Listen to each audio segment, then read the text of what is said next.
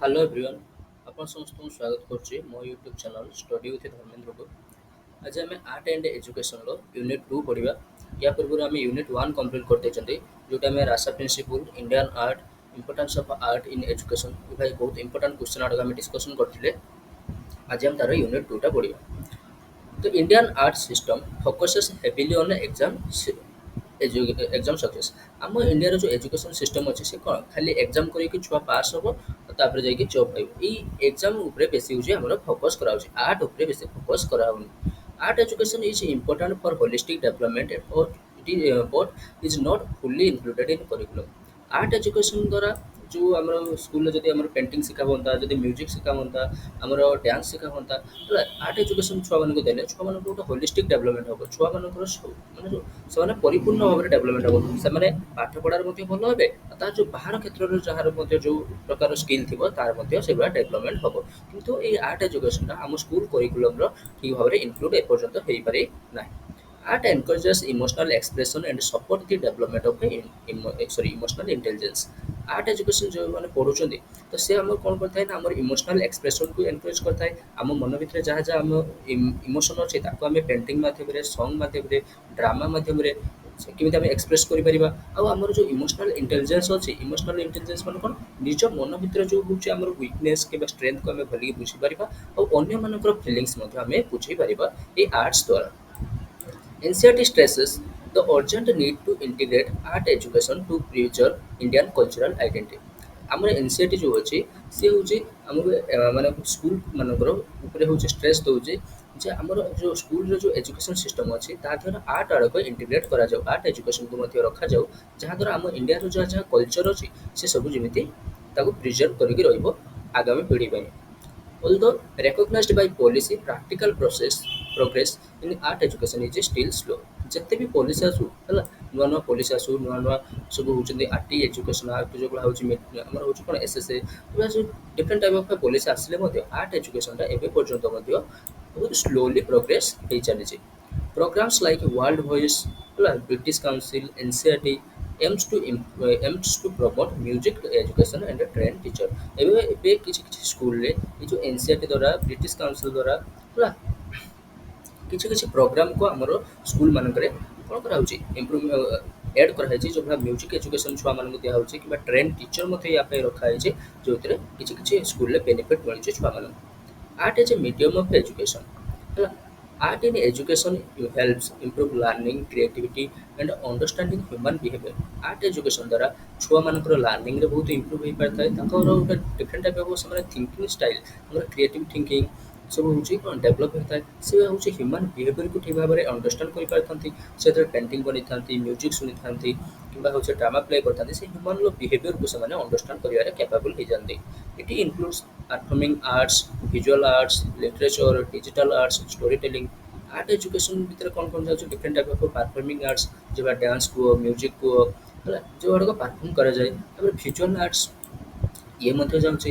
Literature ଆମର ଯେଉଁ ରହିଲା ସାଂସ୍କ୍ରିଟ, ହିନ୍ଦୀ, ଓଡ଼ିଆ, ଇଂଲିଶ ଇଏ ମଧ୍ୟ ଆର୍ଟ ଏଜୁକେସନ୍ ଭିତରେ ଯାଉଛି। ଆମର ଡିଜିଟାଲ୍ ଆର୍ଟ ଆମର ଯେଉଁ ଟେକ୍ନୋଲୋଜିରେ ଯେଉଁ ଡିଫରେଣ୍ଟ ଟାଇପ୍ ଅଫ୍ ଆମେ କ'ଣ ମୋବାଇଲ, ଲ୍ୟାପଟପ୍କୁ ୟୁଜ୍ କରିକି ଯେଉଁ ଆମେ ଆର୍ଟ ଆଡ଼କୁ ବନାଉଛନ୍ତି ସେଠି ମଧ୍ୟ ଯାଉଛି ଗ୍ରାଫିକ୍ ଆର୍ଟ ଆଡ଼କୁ। ଆଉ ଷ୍ଟୋରି ଟେଲିଂ ମଧ୍ୟ ଆର୍ଟ ଏଜୁକେସନ୍ ଭିତରେ ଯାଉଛି। Focus is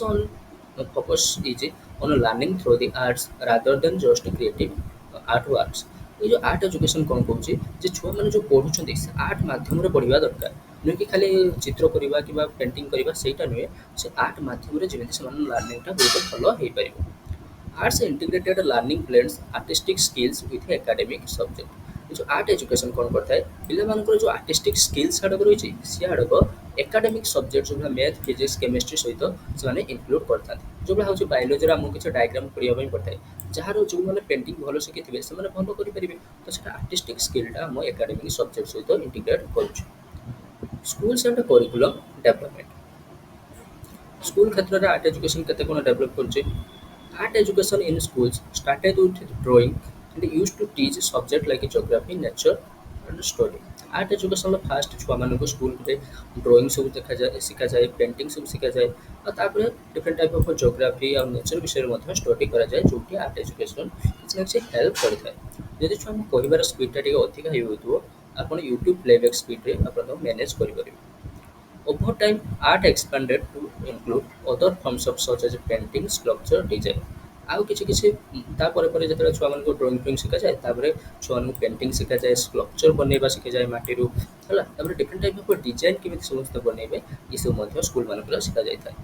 In the 20th century, art shifted from the utilitarian tool to one focused on creative expression and individual development. ये जो 20th century ଆମେ ବଞ୍ଚୁଛନ୍ତି ଏଠି ଆର୍ଟଟା ଆଉ ନାହିଁ ଯେ ୟୁଟିଲିଟେରିଆଲ ଟୁଲ୍ ଖାଲି ବନେଇବା ୟୁଟିଲିଟେରିଆଲ ଟୁଲ୍ ମାନେ ଯେଉଁଟା ଆମେ ବ୍ୟବହାର କରୁଛୁ ଯେଉଁଭଳିଆ ମାଟିର ଆମେ କଳସ ବ୍ୟବହାର କରୁଛନ୍ତି ମାଟିର ଆମେ ଆଗରୁ ଯେଉଁଭଳିଆ ଆର୍ଟ ଆମେ କାହାକୁ କହିବା ଯେ କଳସ ବନଉଥିଲା ଯେ ହେଉଛି ମାନେ କିଛି ଆମେ ଯେଉଁଆଡ଼କୁ ବ୍ୟବହାର କରୁଛନ୍ତି ଯଦି ସେଇ ଆଡ଼କୁ ବନଉଛନ୍ତି ସେଇଟା ହେଉଛି ୟୁଟିଲିଟେରିଆଲ ଟୁଲ୍। ତ ଆର୍ଟ ଏବେ ଖାଲି ଯେ ୟୁଟିଲିଟେରିଆଲ ଟୁଲ୍କୁ ଆମେ ହେଉଛି ବନେଇବା ସେଟା ନୁହେଁ ଏବେ ଆର୍ଟ କ'ଣ କରୁଛି ଆମ ମନ ଭିତରେ ଯାହା ଯାହା ଏକ୍ସପ୍ରେସନ୍ ଅଛି ତାକୁ ଆମେ ଲୋକମାନଙ୍କ ଆଗରେ ହେଉଛି ଏକ୍ସପ୍ରେସ୍ କରିପାରିବା ଯାହାଦ୍ୱାରା ପିଲାମାନଙ୍କର ଇଣ୍ଡିଭିଜୁଆଲ ଡେଭଲପମେଣ୍ଟ ହେଇପାରିବ।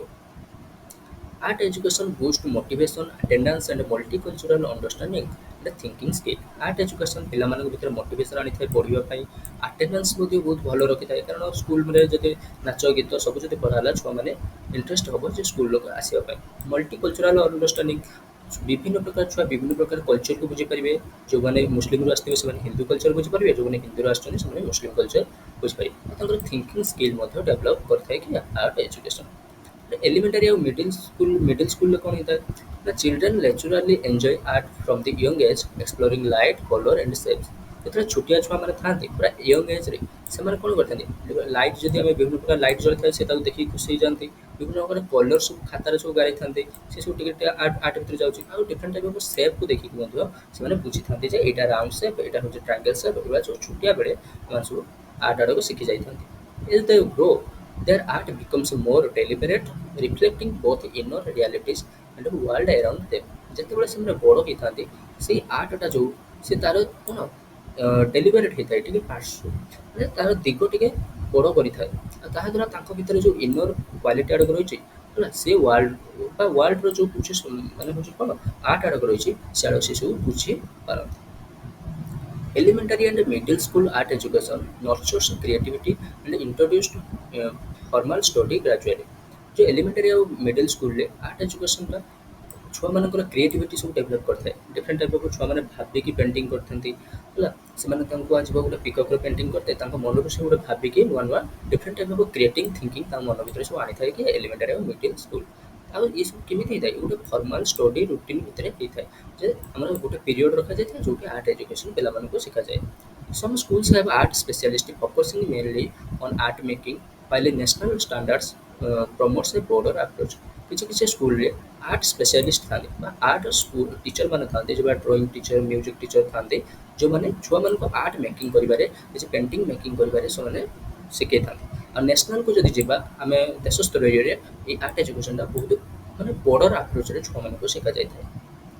Secondary school को ଶିଖାଯାଇଥାଏ art education in a secondary school focus on integrating art into the core curriculum to help students understand themselves, their world and a human value.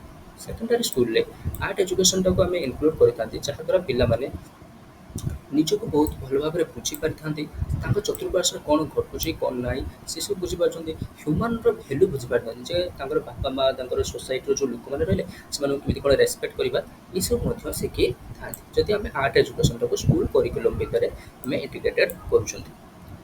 Art is typically an elective subject is most secondary school ବହୁତ secondary ସ୍କୁଲମାନଙ୍କରେ ହେଲା ସେ ଗୋଟେ ଆର୍ଟଟାକୁ ଗୋଟେ elective subject ଭାବରେ ରଖାଯାଇଛି ଯେଉଁମାନେ art education ନେଇକି ପାଠ ପଢ଼ିବା ପାଇଁ ଚାହୁଁଛନ୍ତି ସେମାନେ ପାଠ ପଢ଼ିପାରିବେ ଆଉ ଯେଉଁମାନେ ଅଲଗା କିଛି ସବଜେକ୍ଟ ନେଇକି ପାଠ ପଢ଼ିବାକୁ ଚାହୁଁଛନ୍ତି ସେମାନେ ପାଠ ପଢ଼ିପାରିବେ।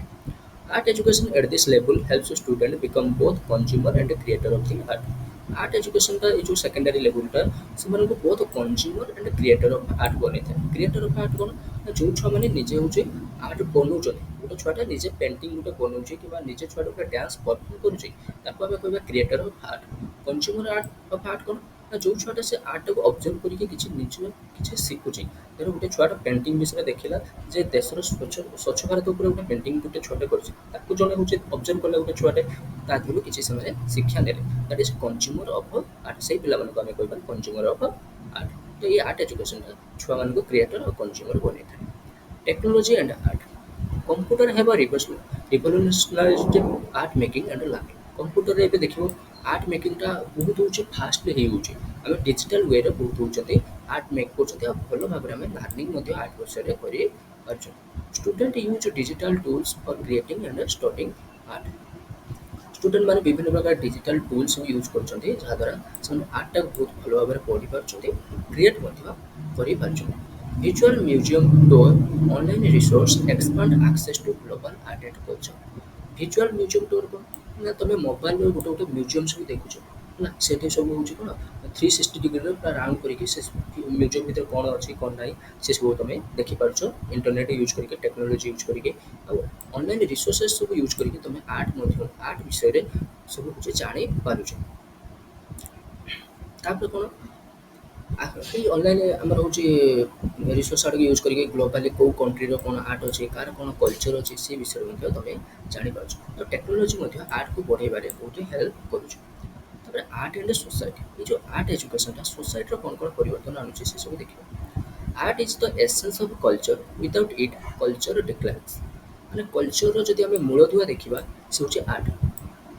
ଗୋଟେ କଲଚରକୁ ଆମେ କେମିତି କହିବା, ଗୋଟେ କଲଚର କ'ଣ ଥାଏ, ଡିଫରେଣ୍ଟ ଟାଇପ୍ ଅଫ୍ ଡ୍ୟାନ୍ସ ଥାଏ, ଡିଫରେଣ୍ଟ ଟାଇପ୍ ଅଫ୍ ମ୍ୟୁଜିକ୍ ସେମାନେ ଇଏ କରନ୍ତି। ଯେଉଁ ଡ୍ୟାନ୍ସ ମ୍ୟୁଜିକ୍ ଏସବୁ କ'ଣ ଆର୍ଟର ହିଁ ଗୋଟେ ଗୋଟେ ଚିହ୍ନ ନା। ତ ସେ ଆର୍ଟ ହେଉଛି ଗୋଟେ କଲଚରର ମୂଳଦୁଆ। ଆର୍ଟ ନଥିଲେ କଲଚର ରହିବ ନାହିଁ। Art today is seen to be a state of decadence globally, affecting developed and developing countries. ଆଜିକାଲିର ଯେଉଁ ଆର୍ଟ ଅଛି, ଆମର ଯେଉଁ art education different type of ଆମେ କଳା ଯେଉଁ ଅଛି, ପେଣ୍ଟିଂ କୁହ, ଡ୍ୟାନ୍ସ କୁହ, ଏ ବହୁତ ହେଉଛି କ'ଣ ହେଉଛି ନା ନିମ୍ନ ସ୍ତରକୁ ପଳେଇଲାଣି। ଲୋକମାନେ ଆଉ ତାକୁ ଏତେ ପସନ୍ଦ କରୁନାହାନ୍ତି। ଯାହାକି ଆମର କଣ୍ଟ୍ରି ମାନଙ୍କର ବହୁତ ହେଉଛି ଇଫେକ୍ଟ ପକାଉଛି। କାହିଁକି ଦେଖ ଯଦି ତୁମେ ଗୋଟେ ଫଟୋ ଚିତ୍ରକୁ ହେଉଛି ରେସପେକ୍ଟ ଦେବନି, ତାକୁ ଯଦି ଦେଖିବା ପାଇଁ ଯିବନି, ଯେତେ ବି ଡେଭଲପ୍ ହଉ ଡେଭଲପିଂ କଣ୍ଟ୍ରି ହଉ, ଯେତେବେଳେ ସେ ତାକୁ ହେଉଛି ରିପ୍ରେଜେଣ୍ଟ କରିବ, ଲୋକମାନେ ତାକୁ ଦେଖିବାକୁ ଯିବେନି, ତ ଆର୍ଟଟା ଟିକେ ଡିକ୍ଲାଇନ୍ ହେଲା ନା।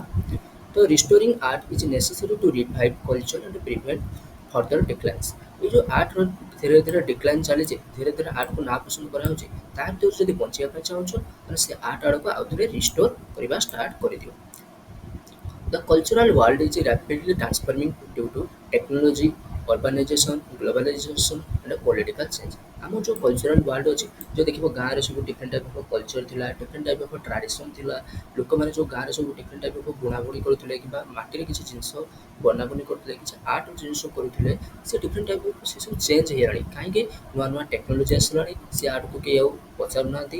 ଅର୍ବାନାଇଜେସନ୍ ଯେଉଁ ହେଉଛି, ସହରୀକରଣ ହେଉଛି, ଗ୍ଲୋବାଲାଇଜେସନ୍ ହେଉଛି, ପଲିଟିକାଲି ଯେଉଁ ଚେଞ୍ଜ ଚାଞ୍ଜ ହେଉଛି, ତାହା ପାଇଁ ଆମର ଯେଉଁ କଲଚରାଲ ୱାର୍ଲଡ ଅଛି ସେ ଦିନକୁ ଦିନ ଟ୍ରାନ୍ସଫର ହେଇଯାଉଛି। These changes impact all aspects of art practice, organization, leadership, societal relevance, and international relation.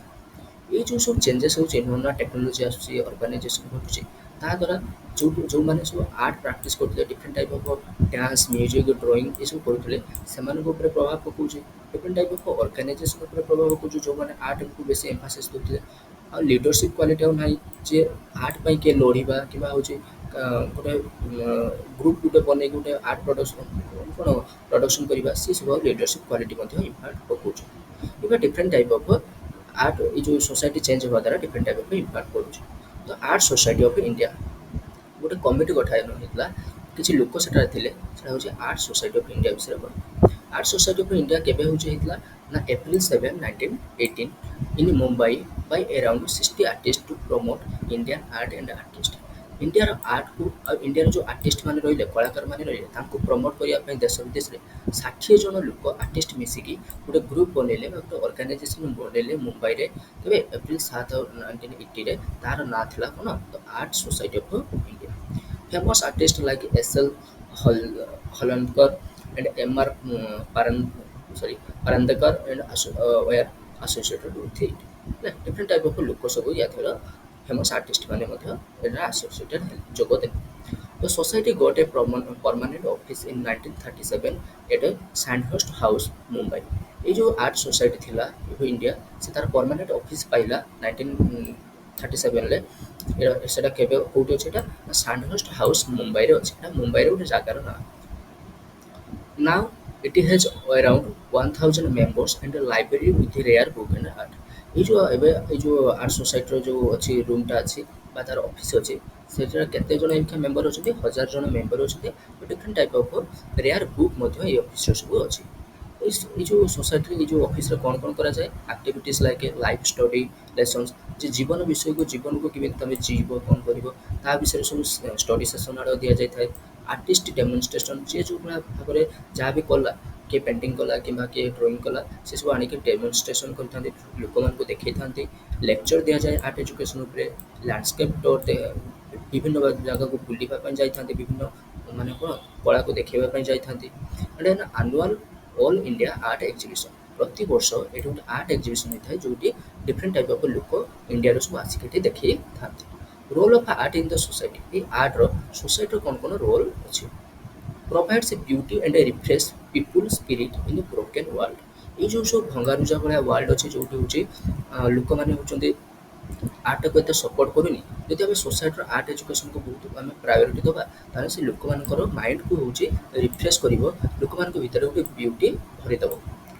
Express the important value and united people through the memorable ways. ଯଦି ଆମେ କିଛି ଗୋଟେ ଡ୍ୟାନ୍ସ ପ୍ରୋଗ୍ରାମ କଲେ, ସେଠି ହେଉଛି ଆମେ ସ୍ୱଚ୍ଛ ଭାରତକୁ ବେଶୀ ହେଉଛି ଦେଖେଇଲେ, ଲୋକମାନଙ୍କୁ ଡ୍ୟାନ୍ସ ପ୍ରୋଗ୍ରାମରେ ଗୋଟେ ସ୍ୱଚ୍ଛ ଭାରତକୁ ଦେଖେଇଲେ, ତ ଲୋକମାନଙ୍କର ଏଇଟା ଗୋଟେ ମେମୋରେବଲ୍ ୱେ, ଲୋକମାନଙ୍କର ମନେ ରହିଯିବ ସେଟା।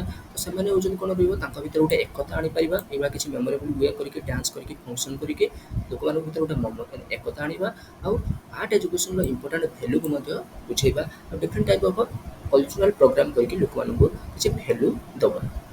Challenges society, encouraging critical thinking, thought provoking works। thought provoking works କାହା କୁହାଯାଏ? ଏମିତିଆ କିଛି ୱାର୍କ ଯାହାଦ୍ୱାରା ଲୋକମାନଙ୍କୁ ଭାବିବା ପାଇଁ ହେଉଛି ମଜବୁର କରିଦେଇଥାଏ।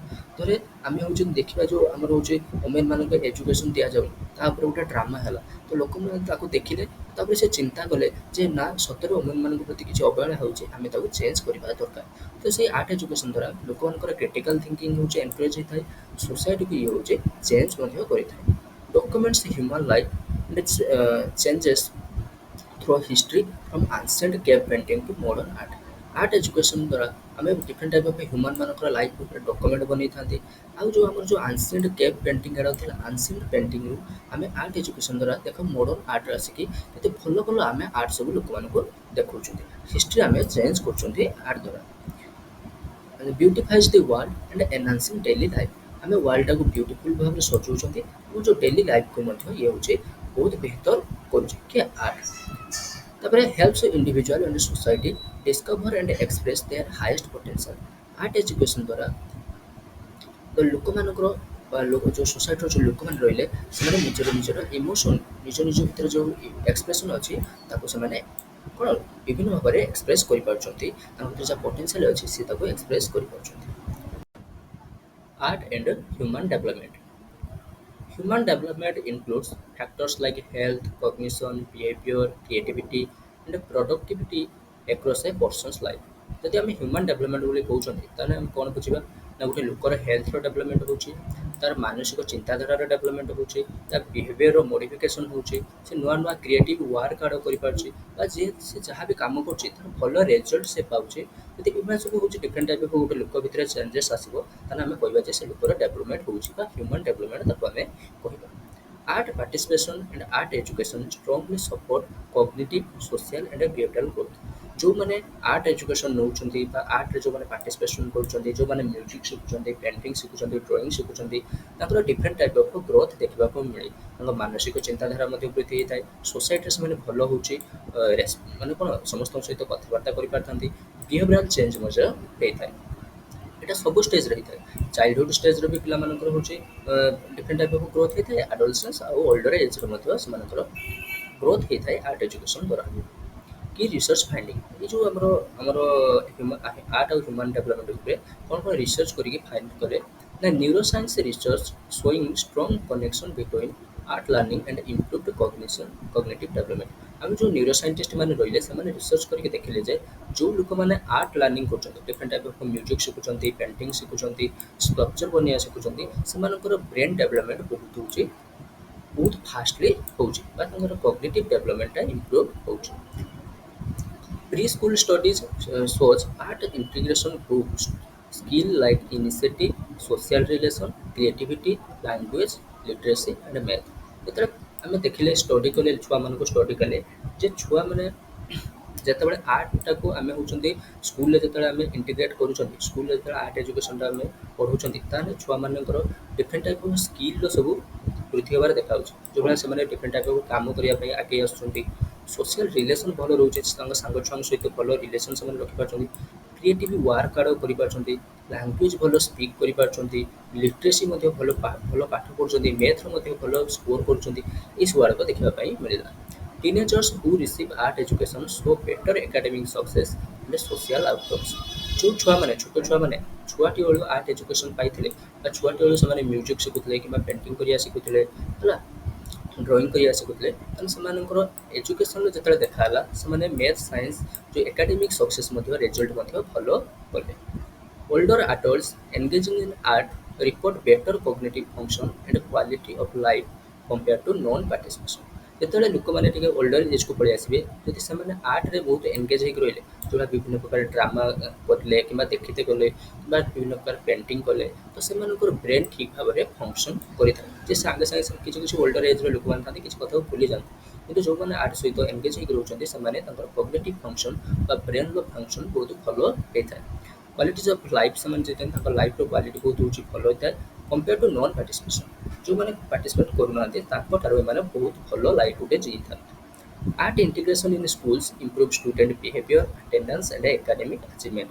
ଯଦି ଆମେ ଆର୍ଟ ଏଜୁକେସନଟାକୁ ସ୍କୁଲରେ ଆମେ ଇଣ୍ଟିଗ୍ରେଟ୍ କରୁଛନ୍ତି, ସ୍କୁଲରେ ଯଦି ପଢ଼ୁଛନ୍ତି, ତାହେଲେ ସେଠି ଛୁଆମାନଙ୍କର ବିହେଭିୟର ଚେଞ୍ଜେସ୍ ଆସିବ, ସେମାନେ ଆଟେଣ୍ଡାନ୍ସ ଭଲ ରହିବ ହେଲା, ଛୁଆମାନେ ରେଗୁଲାରଲି ସ୍କୁଲ ଆସିବେ ଆଉ ଏକାଡେମିକ୍ ଆଚିଭମେଣ୍ଟ ମଧ୍ୟ ପାଇବେ, ଛୁଆମାନେ ତାଙ୍କ ଏକ୍ଜାମରେ ମଧ୍ୟ ଭଲ ରେଜଲ୍ଟ କରିବେ।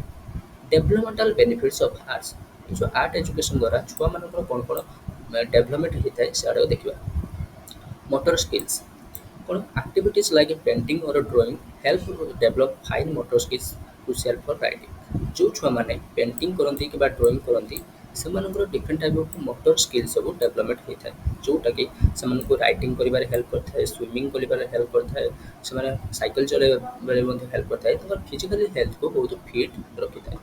Language development, art activities introduce young children to vocabulary related to colours, shapes and emotions. ଯେତେବେଳେ ଛୁଆମାନେ ଆର୍ଟ ଏଜୁକେସନ୍ ପଢ଼ିବେ ବା ଆର୍ଟ ଆକ୍ଟିଭିଟିଜ୍ରେ ସେମାନେ ନିଜକୁ ହେଉଛି ସବୁବେଳେ ପାଇଁ ରଖିବେ, ଯେଉଁମାନେ ପେଣ୍ଟିଂ କରୁଥିବେ କିମ୍ବା ଡ୍ରଇଂ କରୁଥିବେ ସେ ଡିଫରେଣ୍ଟ ଟାଇପ୍ ଅଫ୍ ଭୋକାବୁଲାରି ସବୁ ଶିଖିବେ, ଯେଉଁଟା ସବୁ କଲର୍ର ନେମ୍ ଆଡ଼କୁ ଶିଖିବେ, କେଉଁଟା ବ୍ଲୁ ବ୍ଲାକ୍ ଏସବୁ ଶିଖିବେ, ଡିଫରେଣ୍ଟ ଟାଇପ୍ ଅଫ୍ ସେପ୍ ବିଷୟରେ ଜାଣିବେ, ଡିଫରେଣ୍ଟ ଟାଇପ୍ ଅଫ୍ ଇମୋସନ୍ ବିଷୟରେ ଜାଣିବେ, ଯାହାଦ୍ୱାରା ସେମାନଙ୍କର ଲାଙ୍ଗୁଏଜ୍ ଡେଭଲପମେଣ୍ଟ ମଧ୍ୟ ହେବ। ତାପରେ decision making, creating art strengthens problem solving, experimentation and critical thinking ability. ଯେଉଁମାନେ ଆର୍ଟ ଏଜୁକେସନ୍ରେ ଯେଉଁମାନେ ହେଉଛନ୍ତି ପାର୍ଟିସିପେଟ୍ କରୁଛନ୍ତି ସେମାନେ ତାଙ୍କର ପ୍ରୋବ୍ଲେମ୍ ସଲଭିଂ କ୍ୱାଲିଟି ମଧ୍ୟ ବଢ଼େଇ ପାରିବେ ହେଲା, ଡିଫରେଣ୍ଟ ଟାଇପ୍ ଅଫ୍ ଏକ୍ସପେରିମେଣ୍ଟ ସେମାନେ କରିବେ ହେଲା, ଡିସିସନ୍ ନେଇପାରୁଥିବେ, ଗୋଟେ ପ୍ରୋବ୍ଲେମ୍ ଉପରେ ସେମାନେ ଡିସିସନ୍ ନେଇପାରୁଥିବେ, ତାଙ୍କର କ୍ରିଟିକାଲ୍ ଥିଙ୍କିଂ ଏବିଲିଟି ମଧ୍ୟ ବଢ଼ିବ ହେଲା। ତାପରେ ହେଉଛି କ'ଣ, ଭିଜୁଆଲ୍ ଲର୍ଣ୍ଣିଂରେ ମଧ୍ୟ ଆର୍ଟ ହେଉଛି ହେଲ୍ପ କରିଥାଏ। Art enhances visual spatial skills like understanding graph and diagrams. Art education ଆମକୁ ହେଉଛି ଡିଫରେଣ୍ଟ ଟାଇପ୍ ଅଫ୍ ଗ୍ରାଫ୍ ବୁଝିବାରେ, ଡିଫରେଣ୍ଟ ଟାଇପ୍ ଅଫ୍ ଡାଇଗ୍ରାମ୍ ବୁଝିବାରେ ମଧ୍ୟ ହେଲ୍ପ କରିଥାଏ।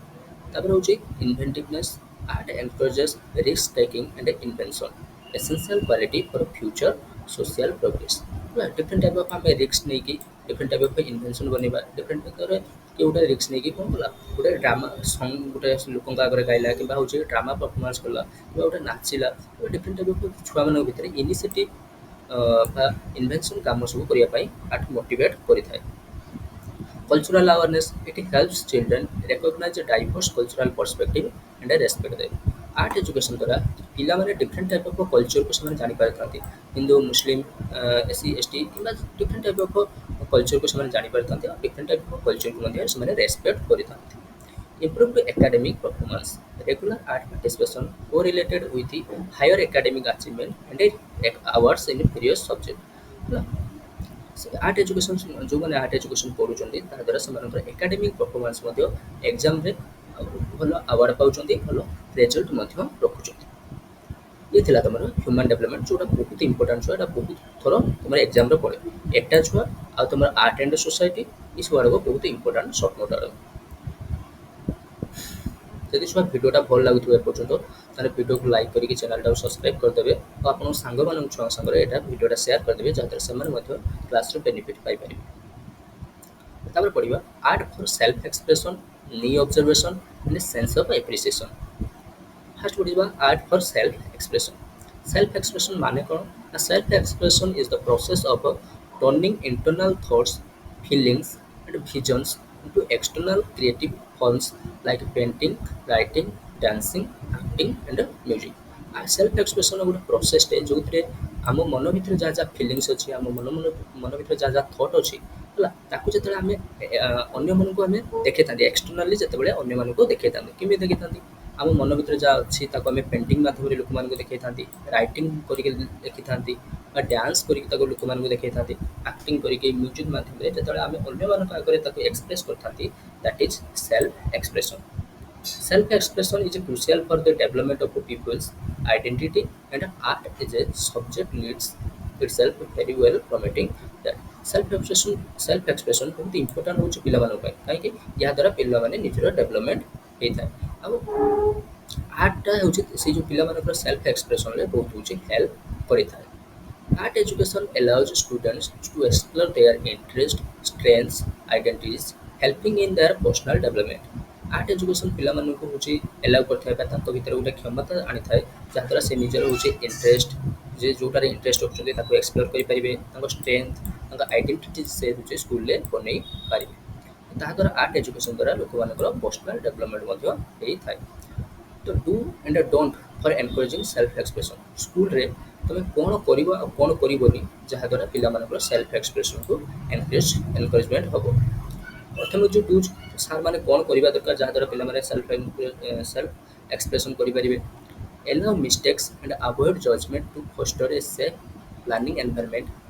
Mistake are an important part of the learning process. जब छुआ मैंने किसी आर्ट कर डांस कर पेंटिंग गोटे ड्रॉइंग गोटे कर तो छुआ मान को एलाउ कर तुम्हें मिस्टेक से करूँ मिस्टेक रू ही तो शिखे ना आम सफलतार प्रथम कौन फेल्युअर प्रथम मूलदुआ हूँ फेल्युअर जब तुम फेल्युअर न हो तो सफलतार मजा तुम जापर. तो पिला मिस्टेक करने दबा दरकार खाली सब जजमेंट दबनी जे एटा करना सेटा करना सेटा करना छुआ मैंने मिस्टेक रू पाठ शिखा दरकार. See think wonder strategy. See think आउ वंडर स्ट्राटेजी नवा.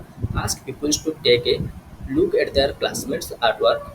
Think about what they are and ask question. माने कौन छुआ मैंने जो अच्छा क्लासमेट जब किसी आर्ट वर्क कर गोटे छुआटे देखुचे सांगटा भल ड्रॉइंग कर तो आम कह तो सांग को तू देख विषय भाव कौन हो करुच्ची तू जो न कर पार्छ तो सांग छुआ को पचारिक बुझुचे से केमी कला that is see think wonder strategy.